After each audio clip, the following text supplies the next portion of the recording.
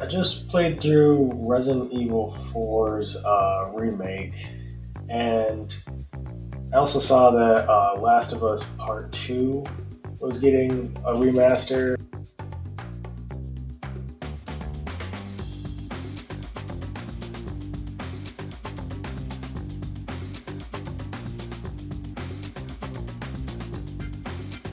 I think it's kind of like perfect because mostly because of the timing. Because I basically have just um, I had just like forgotten the whole storyline of Resident Evil 4 by the time that this had come out. And, I was kind of a kid. I was playing it on the Nintendo Wii. I didn't remember much of the storyline at all. And I didn't even finish the game because I was a kid and, not as focused on what I was doing at the time. A lot of people probably had the same reaction to the timing of this game coming out. Just like, oh my god, I've kind of forgot about that game. I'd like to play it, but maybe not.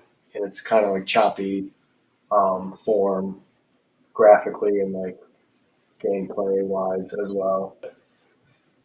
So like another thing that I would say that was a highlight of that game was the audio. Like I don't usually pick up on things like that, but even the audio that was coming out of the controller was like really crisp and like um, just went with everything that was going on in the story. Like it didn't seem like they kind of just used the speaker and the controller for no reason, just to kind of like be flashy or whatever.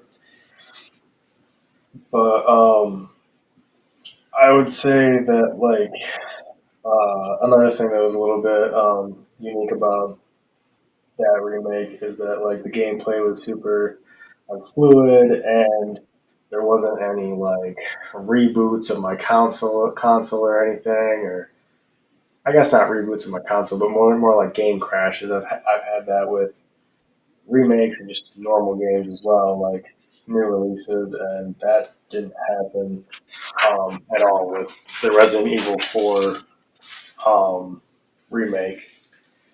And another remake that comes to mind when I think of like highlights for the PS5 or just in general is the Demon Souls remake. And I would say that the graphics in that were like probably a little bit more impressive than the graphics in the Resident Evil remake. Um, and also, like, it had the same characteristics with like the gameplay where it was like so fluid that um, it's basically like just playing like a new release, like Lies of P or something like that. Like you're not seeing the bridge between the older game and the newer game in terms of like the gameplay or the graphics. And with the Demon Souls release, I thought it was like also kind of really good timing because Elden Ring had come out around the same time, like within the same year, I think. And Elden Ring was this like expansive game that had like open world tendencies, and Demon Souls was kind of like a shorter game that you can kind of like perfect and get new endings and do things differently with all these new playthroughs. So I thought that was a really good um, aspect of like when Demon Souls actually came out. But and another thing about when it came out is like it recaptured a lot of like the audience that Dark Souls 3 had gotten from like the PS3 or no the PS4, and it kind of just even if you didn't like Elden Ring's like open world, you could kind of filter into this game because it was basically like the first Souls game.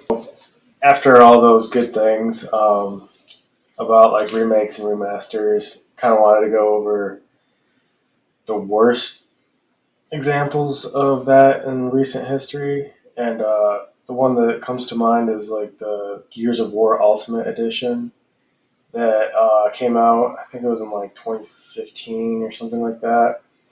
But Yeah, like it had like this really glitchy style of gameplay that was like similar to like Madden, where you'd like run into a wall or do something that like the game didn't think you were gonna do initially, and like your arm would just like roll out of socket, like do weird stuff, and you're like, this is supposed to be kind of a remaster, like, and that's worse than the original game because of whatever reasons you don't really know as a consumer a lot of times, but you're just like, what the hell are they giving me? And another thing is, like the AI that's supposed to be like helping you in that game was just like terrible. I remember it would like basically like sound alarms too fast when you didn't want to, like, you're trying to like reload and stuff like that, and your character's just going in front of you like alerting the enemies, and also like there's no help like actually like eliminating any enemies at the end of the day. So you're basically just left with this character you have to revive all the time, which can be super annoying. I think they're being kind of like released too soon, and we see that with like Last of Us Part Two remaster. And they say like, oh, it's only $10 if you've had it before, but like at the end of the day, they are like putting out a version of a game that's like less than 5 years old and charging the same amount of money like for it. Um, and I just think that's kind of ridiculous. And I think this all started with like the Crash Bandicoot Spyro game.